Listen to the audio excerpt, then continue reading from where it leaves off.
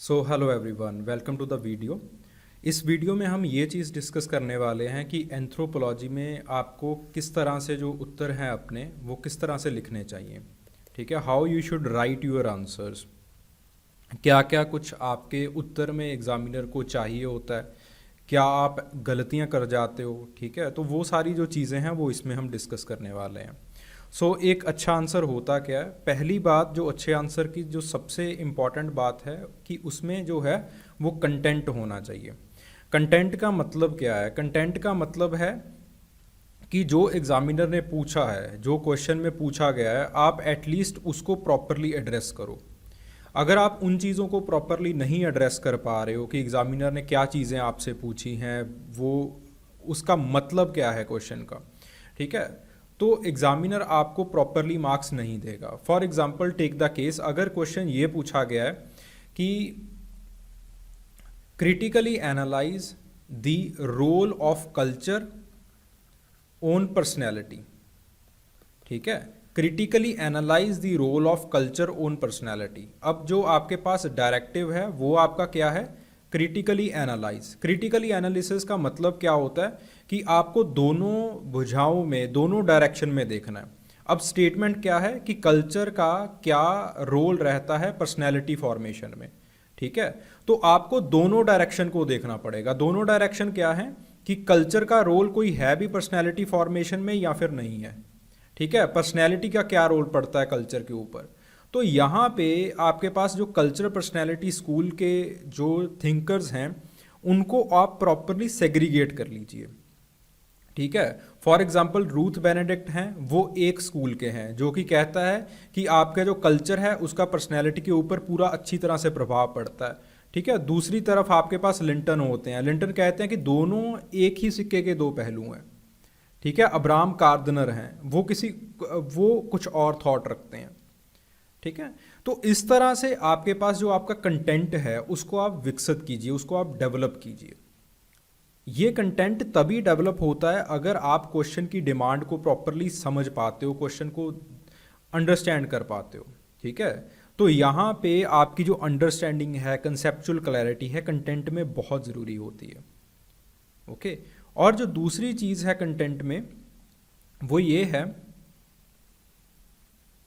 And the second thing वो ये रहती है कंटेंट में कि आपने चीज़ों को लिखा है जो एग्जामिनर एक्सपेक्ट कर रहा था या फिर नहीं लिखा। ठीक है, फॉर एग्जांपल जब आप रूथ बेनेडिक्ट की बात कर रहे हो तो रूथ बेनेडिक्ट के जो फील्ड स्टडीज़ हैं, जो उन्होंने केस स्टडीज़ की हैं, या फिर रूथ बेनेडिक्ट ने जो अपनी किताबें लिखी हैं उनको मेंशन करना ज़रूरी है। सिर्फ उनको मेंशन करना ही नहीं, उसमें उन्होंने क्या कंक्लूज़न, क्या निष्कर्ष निकाला है, ठीक है, वो भी आपको बताना बहुत ज़रूरी रहता है। ओके, दूसरी चीज़ होती है ये भी कंसेप्चुअल क्लैरिटी। भाई देखिए, जो आजकल के क्वेश्चंस पूछे जा रहे हैं, जो आजकल चीज़ों को पूछा जा रहा है इन द यूपीएससी एग्जामिनेशन, वो इस आधार के ऊपर चीज़ें पूछी जा रही हैं। ये चीज़ों को देखने के लिए पूछा जा रहा है कि जो कैंडिडेट है उसकी कितनी कंसेप्चुअल क्लैरिटी है।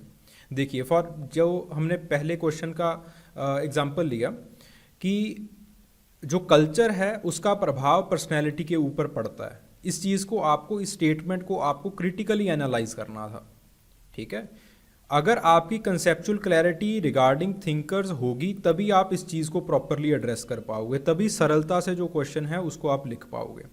अगर मान लीजिए कुछ और क्वेश्चन पूछा जाता है, कुछ और question, for example take the case archaeology से हम क्वेश्चन लेते हैं।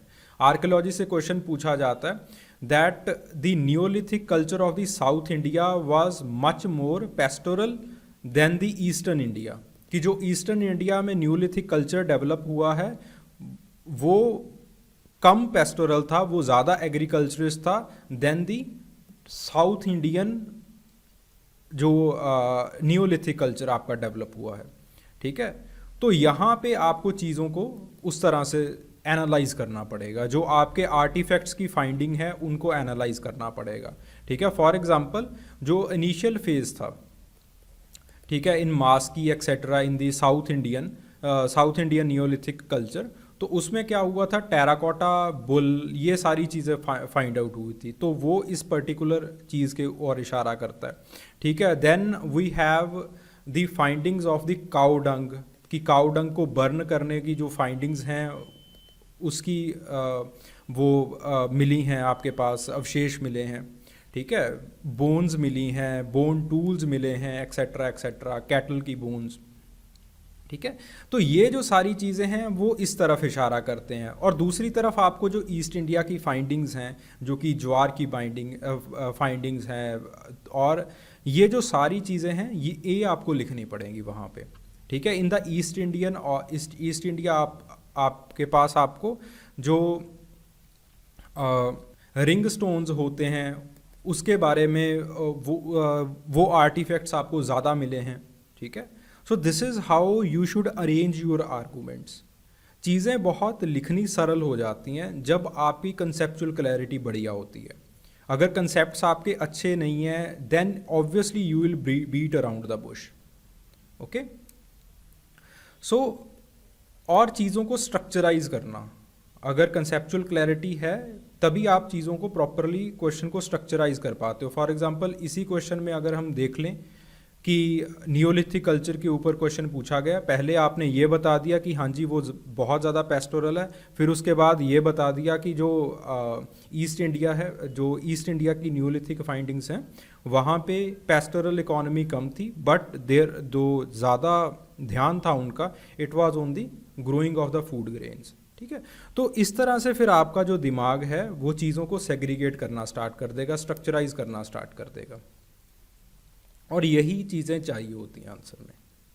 Okay, then bring out the diversity. अब ये तो है एक कहानी बता दी, कंसेप्चुअल क्लैरिटी आपको जो बेसिक कहानी है वो बता देगी कि बेसिक कहानी आपको क्या लिखनी है एक चीज़ में। ठीक है, कंसेप्चुअल क्लैरिटी से ये क्लियर हो जाएगा। जो दूसरी चीज़ है वो है डाइवर्सिटी। डाइवर्सिटी का मतलब है कि आप डाइवर्स ओपिनियन लेके आइए। आप ये ओपिनियन, कई आर्कियोलॉजिस्ट हैं, फॉर एग्जांपल फ्रेज़र थे, ठीक है, या फिर आपके पास टाइलर थे। फ्रेज़र एवोल्यूशनिस्ट वाले नहीं मान लेना, टाइलर भी एवोल्यूशनिस्ट वाले नहीं मान लेना, ये साउथ इंडिया में इन्होंने बहुत अच्छा काम किया है आर्कियोलॉजी में। ठीक है, कहीं नीचे कमेंट आ रहा हो कि आपने गलत बोल दिया, ये गलत नहीं बोला है। ठीक है, सो बलेरी डिस्ट्रिक्ट में फ्रेज़र ने काम किया था, टाइलर ने रायचूर दोआब में काम किया था। ओके, तो अब इनका जो ओपिनियन है वो इस चीज़ के उलट था। ठीक है, इनका जो ओपिनियन था वो ये था कि आपके पास due to the fertile land, due to fertile land, जो तीसरा फेज़ आया था नियोलिथिक एवोल्यूशन का साउथ इंडिया में, तब आपके पास जो एग्रीकल्चर है वो स्ट्रेंथन होना स्टार्ट हो गया था। फर्स्ट फेज में they used to live on the hill tops, but then in the third phase they descended. तो ये सारी चीज़ें हैं डाइवर्सिटी।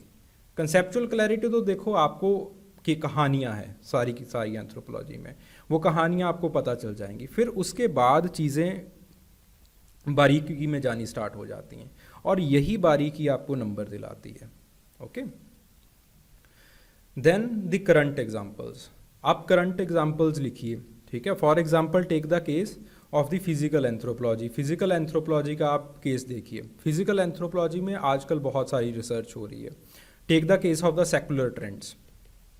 ठीक है, तो सेकुलर ट्रेंड्स की जो पहली रिसर्च थी, जो 1920 में जो रिसर्च हो रही थी, या फिर जो 1950s में भी जो रिसर्च हो रही थी इन दी लॉन्गिट्यूडनल स्टडीज़, आजकल वाली जो रिसर्च है वो ठीक इन चीज़ों को कॉन्ट्राडिक्ट कर रही है।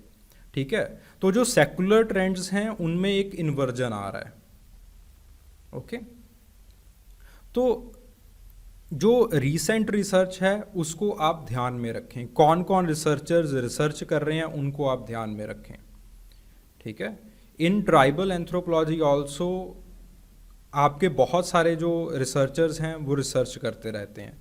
ठीक है, तो क्या आपकी रीसेंट रिसर्च हो रही है उसके बारे में आपको पता होना बहुत ज़रूरी है। Then notes making. तो ये जो सारी चीज़ें हैं, ये जो डाइवर्सिटी है, ओपिनियन है अलग अलग एंथ्रोपोलॉजिस्ट के, उनको आप अपनी भाषा में एक नोटबुक के ऊपर ज़रूर लिखें, ताकि जब आपको क्वेश्चन पूछा जाए एग्ज़ाम में तो टाइम बाउंड मैनर में आप उन चीज़ों को लिख सकें, ठीक है। Then to the point and understanding the question, जो आपका आंसर है वो टू द पॉइंट होना चाहिए। फॉर एग्जांपल लेट से आपके ऊपर जो क्वेश्चन है वो पूछा गया है, examine the contribution of the new evolutionists, कि जो न्यू एवोल्यूशनिस्ट्स की कंट्रीब्यूशंस हैं आप उसको बताएं, ठीक है। अगर आप स्टार्ट कर रहे हैं क्वेश्चन कि classical evolutionist properly they were ethnocentric, they were criticized this and this and this, therefore neolithic new evolution developed, ठीक है। तो अगर आप इस तरह की बातें कर रहे हैं then obviously you are beating around the bush, ठीक है, तो बीटिंग अराउंड द बुश हो जाएगी, ओके। सो ये सारी चीज़ें आपको नहीं करनी है। अगर न्यू एवोल्यूशन के ऊपर आपको क्वेश्चन पूछा जाता है तो directly start with the new evolutionism, directly start कीजिए, ठीक है, कि न्यू एवोल्यूशनिज्म क्या होता है, उसके बाद वो किस तरह से डेवलप हुआ, कौन कौन लोगों ने उसको डेवलप किया, फिर उसके बाद try to analyse the different scholars, अलग अलग स्कॉलर्स को एनालाइज करने की कोशिश कीजिए, उनके जो मेन कंसेप्ट्स हैं, जो उनके मेन कीवर्ड्स हैं, ठीक है। जैसे आपके पास कल्चरल इकोलॉजी है स्टीवर्ट का, multi generalised evolution and specific evolution है सालिन्स का, तो उन चीज़ों को एक्सप्लेन कीजिए, ठीक है, देन मूव ऑन। तो इस तरह से जो क्वेश्चन है स्ट्रक्चराइज कीजिए, प्रैक्टिस कीजिए चीज़ों को, जितना प्रैक्टिस करेंगे, जितना स्ट्रक्चराइज करेंगे, जितना चीज़ों को एनालाइज करते जाएंगे उतना चीज़ें आसान होती जाएंगी, ठीक है। Then develop the opinion around the issue और द टॉपिक, अपने ओपिनियन बताइए, ठीक है। कई क्वेश्चंस इस तरह से पूछे जा रहे हैं, जैसे आपके पास एक क्वेश्चन पूछा गया था उन लिविंग इन रिलेशनशिप्स, ठीक है, it was an opinion based question, ठीक है, एक इशू के अराउंड क्वेश्चन पूछा गया था, ओके। सिमिलरली आपके ऊपर ये भी क्वेश्चन पूछा जा सकता है that the joint families are disintegrating, ठीक है, या फिर इस तरह से क्वेश्चन पूछा जा सकता है that house hold is taking place of family, इस तरह से क्वेश्चन पूछा जा सकता है, ठीक है। तो इन केसेस में, ये जो सारे केसेस होते हैं, यहाँ पे आपको एक अच्छा ओपिनियन बनाना बहुत ज़रूरी होता है, ठीक है। या फिर मान लीजिए कुछ इस तरह का क्वेश्चन पूछ लिया गया that religion is turning into communalisation, ठीक है, यहाँ पे क्वेश्चन पूछा गया, ठीक है, रिलीजियस फंडामेंटलिज्म के ऊपर कहीं ना कहीं क्वेश्चन पूछ लिया गया, ठीक है, क्योंकि जो ट्राइबल कल्चर है, रिसेंटली बहुत सारी ऐसी एग्जांपल्स आई हैं कि ये जो कम्युनलिज्म है वो ट्राइबल इंडिया में भी बढ़ता जा रहा है, ठीक है। मैंने बहुत सारी केस स्टडीज़ भी ग्रुप में शेयर की हैं।